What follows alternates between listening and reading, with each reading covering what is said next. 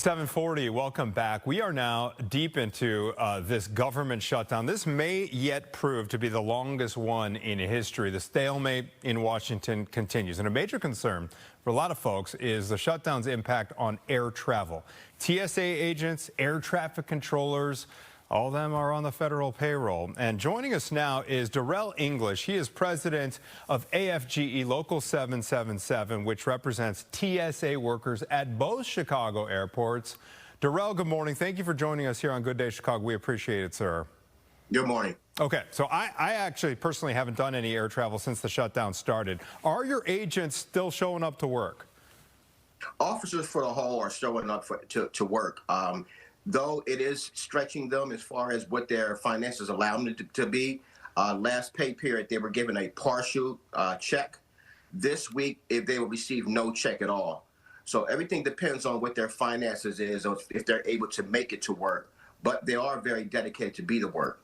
Yeah, I mean, who could afford to just work unpaid or with all these question marks here? What is the outlook for them, and how long do you expect most of your members to keep showing up to work? I mean, even as this shutdown continues, and hey, you said they got partial pay, but they might not be paid at all in the next couple of weeks. Well, we've seen a little increase in the people staffing because of the inability to come to work. This week, we expect it to be even more because of them not having a check at all. The union, however, is trying to provide alternative ways for them to get to work, which means more like carpooling, volunteers, things of that kind of nature. But again, there are some people that we're not going to be able to reach out to because of their location. But their finances will be impacted starting next week.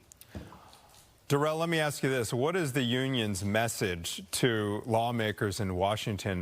Do you have a message you want to convey? Are you directing it at any political party or entity? Well, as far as where we stand at, as far as a TSA president, we just want them to come up to a conclusion to this shutdown. We have people's families that's on the line with their family matters, and we hate to put them in the middle of being a pawn in between this back and forth fighting between the government shutdown. We understand both sides, but again, we have real lives, real bills, real finances that are affecting these people. And again, if we start losing officers because of this inability to pay them, that's years of experience that takes us to be able to get back on the force again. So if they don't solve this ASAP, the fallout could be months, and you'd have to retrain all kinds of folks to get up and running.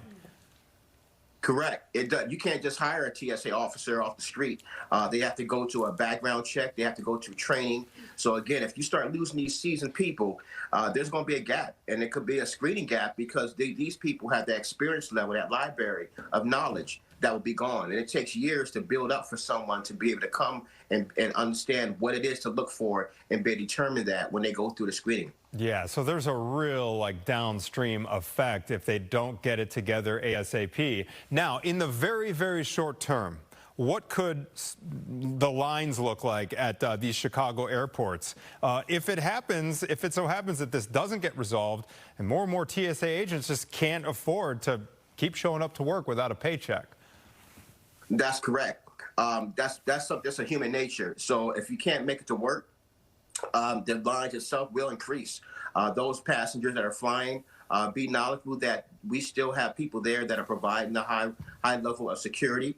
But again, as far as the staffing level, if these officers can't make it to work, even though they would like to come to work, but they don't have the finances to it, those wait time lines can be exacerbated. So we hope that this could be something that can be resolved. Again, if the staffing level drops or increases, there's going to be a longer wait time. Okay, Darrell English, good luck to you. Good luck to your members. Appreciate you joining Good Day Chicago this morning, sir. Thank you. Yeah, it's a concerning situation. All right.